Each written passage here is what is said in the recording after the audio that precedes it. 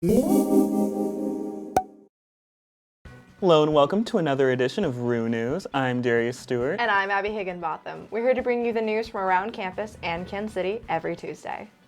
First, Chancellor Agrawal announced in an email to all UMKC students last week that the Oak Place apartments would be torn down this summer. The apartments were closed in 2018 due to an estimated $10 million in water damage and a mold outbreak. The Oak Place parking garage will remain open, however, there has not been any news about what it will be used for. The Crown Center Coterie Theater will be showing the play Puffs until March 22nd. Puffs is a parody of the popular Harry Potter series told from the perspective of the Hufflepuffs. Here's RU News reporter Jefferson Harwood with more.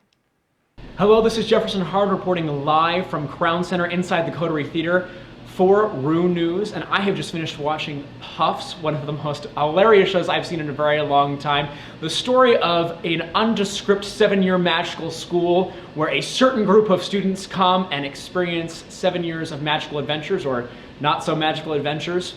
We took a moment to speak with some of the actors and also some of the wonderful audience members who came to see this show. Take a look. I've always loved Harry Potter. Like, I've seen all of the movies. I read about 3 of the books. They're kind of big, so I didn't read all of them. But like, I've always dreamed about being like at Hogwarts and like wanting to be in the show. And I saw that they were doing it, and I was like, oh yeah, this is kind of awesome. So I auditioned. One message I really enjoy from the show is like, it's okay to not be the biggest thing in the world. I think the show's really about finding yourself and figuring out who you are, but like taking the path to get there. Like, not everything is always going to be happy, but there's always positivity at the end of the road. I think it's really cool to have a fan-made play that kind of plays on the inside jokes that really good fans know. It's kind of fun to have them be like, Dumbledore's changed character, and we all get the joke, so it's fun to have that. But also, friendship is important, I guess. I really do think that especially younger audiences need to come and see this show because I feel like younger children, especially adolescents, they're very big on like finding who they are and their identities, and Puffs is definitely about that. It encompasses what it means to be yourself and kind of the softness that everyone has inside of them that they need to discover. So I think everyone needs to definitely come and see this story. I've been Jefferson Hard reporting for RU News here on the Puffs stage. If you want more information, the show runs through March 22nd. Don't miss it. Go to thecoterie.org for more information and tickets. Thank you, Jefferson. This past week, the Muslim Student Association hosted Islamic Awareness Week. The week was filled with events for students to come out, get to know about the Islamic faith, and the students who practice it. One such event on Tuesday was aimed at helping students become aware of the 5 core pillars of Islam, where students were able to ask questions to help their understanding. Many events allowed students the opportunity to learn from those who practice the faith. Though the Awareness Week has ended, MSA encourages and welcomes students to attend their future events. The Multicultural Student Association and Latinx Student Union, among other organizations, hosted a lecture titled Luis Quintanilla and Don Quixote at UMKC. The lecture focused on the history of Luis Quintanilla frescoes paintings on the 2nd floor of Hag Hall. Here's RU News reporter Henry Gamber on the scene.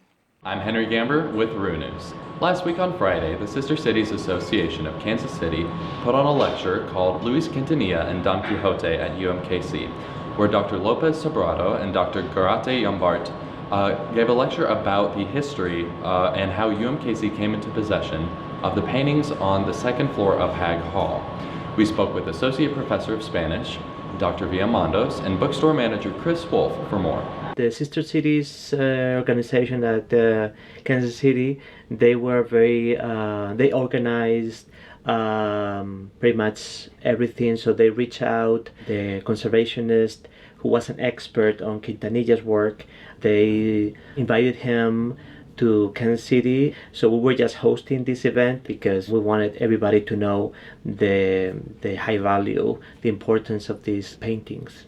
As the story goes, it was agreed upon beforehand that Quintanilla would paint a set of murals on the 2nd floor of the building that was then called the Liberal Arts Building. And when they got up here on the 2nd floor of the landing, he asked President Decker, "What would you like me to paint?" And President Decker said, "How about Don Quixote in the modern world?" And so that's what we have here in this set of murals. He used our students and faculty and staff as the models for his mural.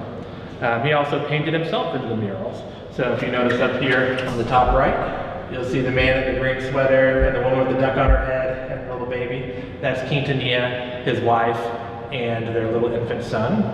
He met his wife after he moved here to the United States in 1939. And if you pan over to the left a little bit, the man with the parrot on his head, that's University of Kansas City President Clarence Decker. They said it would be about 6 weeks to restore the murals, and they've done an analysis of them. There's places where, over the years, people have painted graffiti on them. There's places where people have restored them in the past incorrectly, or not done a really great job, so they need to correct that. There's general wear and tear, where the murals are at hand level, so people have touched them and brushed some of the paint off, so they repair that. And then, of course, there's places where the plaster is chipped out, and so they would need to repair that. So they estimate about 6 weeks. Thanks, Henry. 3 tickets and 2 independent candidates have officially announced their intention to run for the Student Government Association's Executive Council positions. The 3 tickets are the Rue Strong Party, Rues for Reform Party, and the Progress Party. Joining us in studio is the Progress Party presidential candidate and current SGA president, Justice Horn. We're so glad to have you here. Oh, thank you for having me. Of course. So we're just gonna jump into it. So. All right, so I'll start. So what made you run for the president position again? So what made me run is, I'm going to be very honest, there's a lot of work that needs to be done at our university.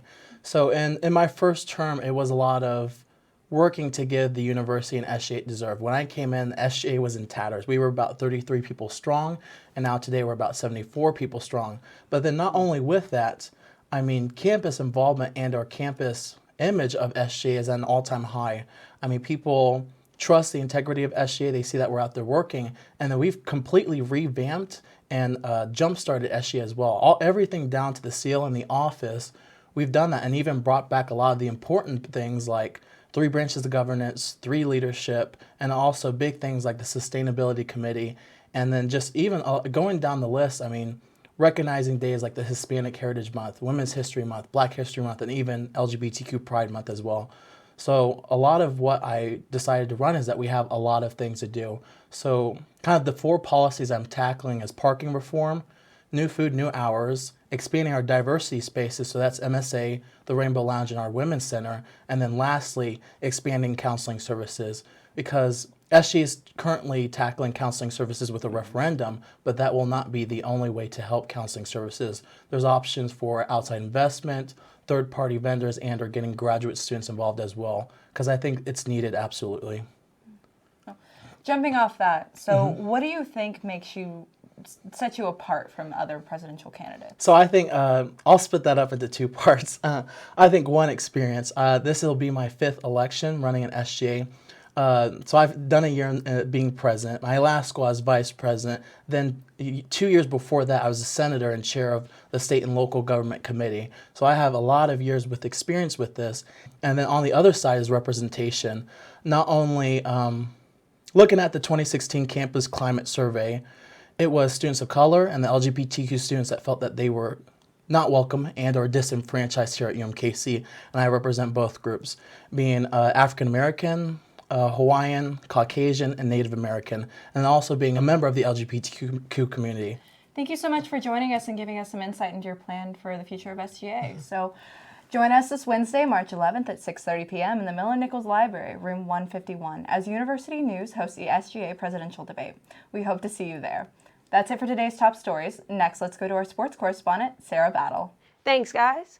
First up, Kansas City men's basketball team coasted to victory on the road against Utah Valley on Thursday, 61-51.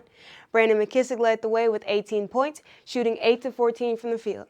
Kansas City was scheduled to travel to Seattle on March 7th, but the game was canceled due to the coronavirus outbreak. Kansas City women's basketball clinched the WAC regular season title on Thursday against Utah Valley, 61-53. Senior guard Erica Mattingly scored 12 points and recorded 5 steals in a dominating performance. The women's team closed out their season on senior night on Saturday with a nail-biting 68-65 victory over Seattle.